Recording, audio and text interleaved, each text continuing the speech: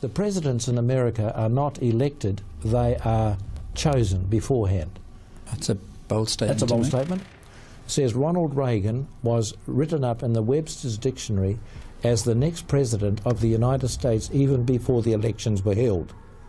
And the publishers of the dictionary had no explanation as to how that took place. So obviously they were well aware who was going to be elected. They knew, and they know already in America who's going to win this one. They know whether it's Bush or Gore. At the moment, Gore's ahead in the polls, but I still think Bush will get it because he belongs to the skull and bone society. But either way, the New World Order society wins. Well, I mean, I don't think it matters who's president. I'm one of those people.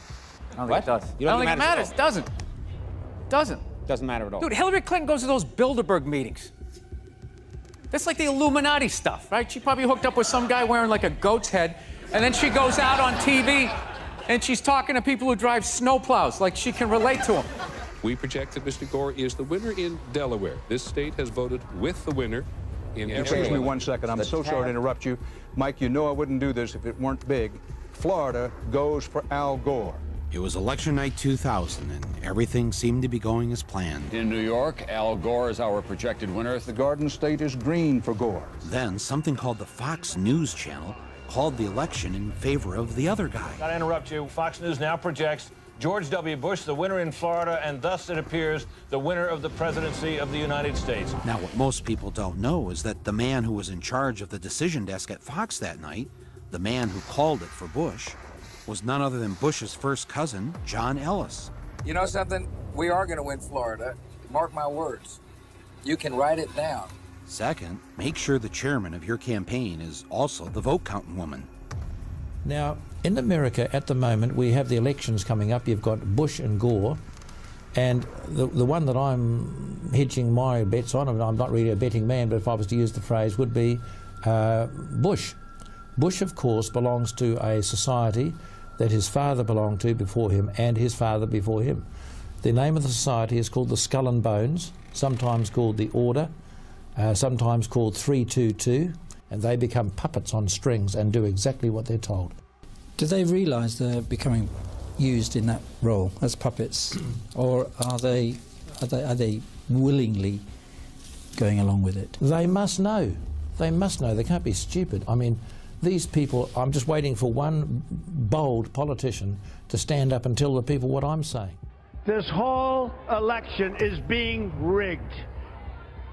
These lies spread by the media, without witnesses, without backup or anything else, are poisoning the minds of the electorate. If Russia and the United States got along well and went after ISIS, that would be good. Putin, from everything I see, has no respect for this person. Well, that's because he'd rather have a puppet as president of the United States. No puppet. And it's pretty clear. You're the puppet. It's pretty clear you won't admit that the Russians have engaged in cyber attacks against the United States of America. She doesn't like Putin because Putin has outsmarted her at every step of the way. Excuse me. What I do like about Bernie is that when he loses, because the system is rigged against him, totally, just like it was rigged against me. I mean, the system is rigged. And if I didn't win by massive landslides every state, there was no chance that I could have won.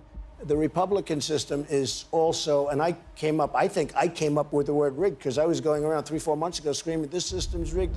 Then I started winning by so much that it didn't matter whether or not it was rigged. It's sort of like a prize fighter. They go into the ring, and if they knock the guy out, it doesn't matter if the judge is affixed, right? Yeah, right. If there's a brick in his glove, he's still on the ground. I think it's very unfair what's happening to Bernie Sanders.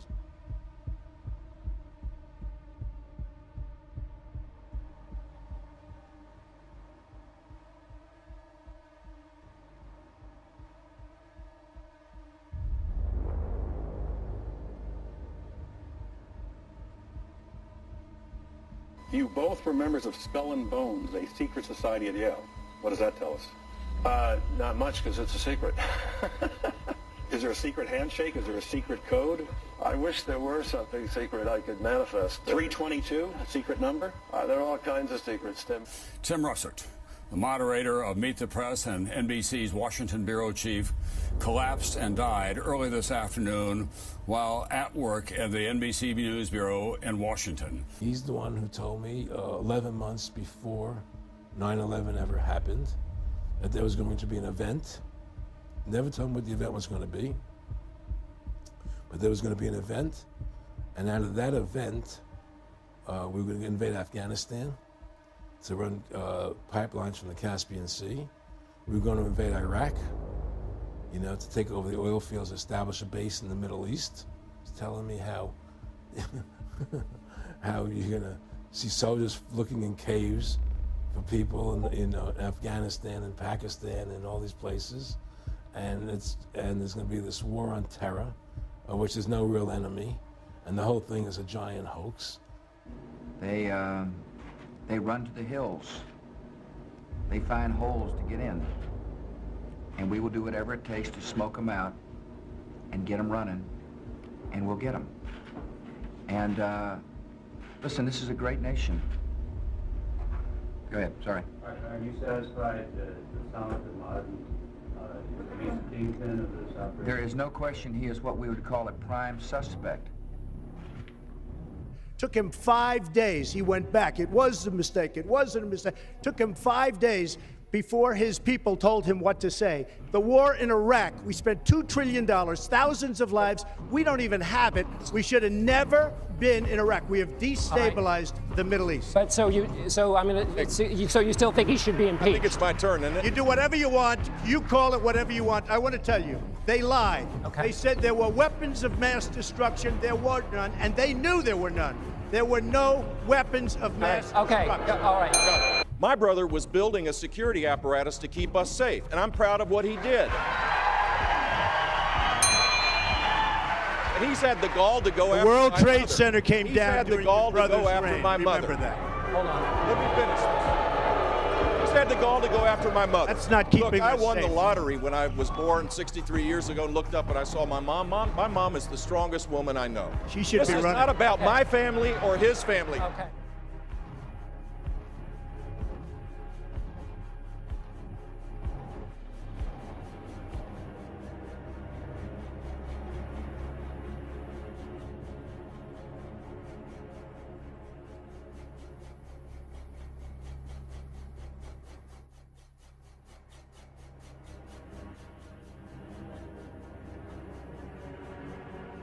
Do you welcome the end of President Obama's term of office?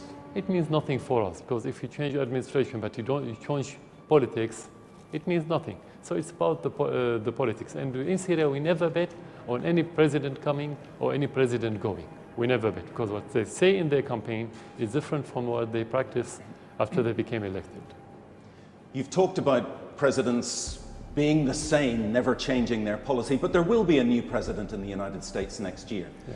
Do you hope for a new relationship? Do you believe anything like that is possible? Yeah, of course, we always hope that next president would be much wiser than the previous one. But we never saw. I mean, the difference is very marginal. So we keep hoping, but we don't bet on that hope. So there will be a new president. There are two main choices. One of them is Donald Trump. What do you know of Mr. Trump? Nothing, just what I heard in the media and during the campaign. That's what I say. We don't have to waste our time hearing what they say in their campaign.